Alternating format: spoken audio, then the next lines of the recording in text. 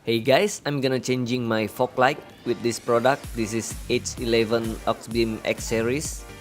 If you want to change your fog light or headlight, the first thing you wanna do is find out which size your car is using. There's many like H1, H4, H7 and so on. They have 1 year warranty unless it's caused by human error or flood. That seems fair. And it's also different for headlight and fog light.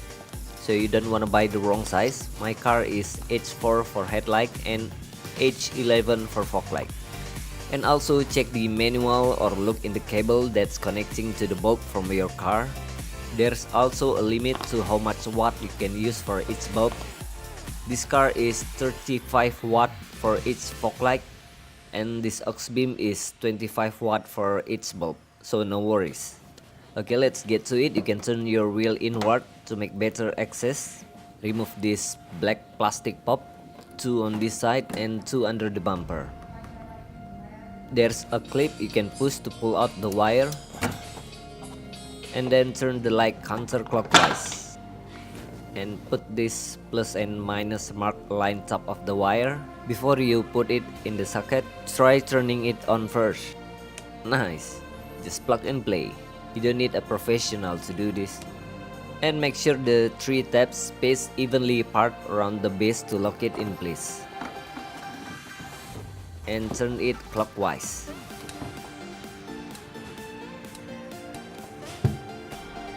This is a lot brighter and almost cover up to the halogen side. Also has a very nice cutoff, really makes a difference.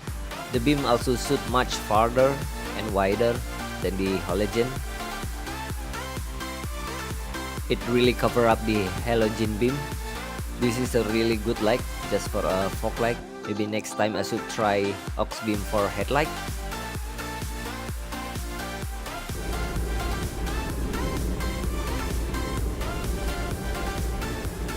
This is really good.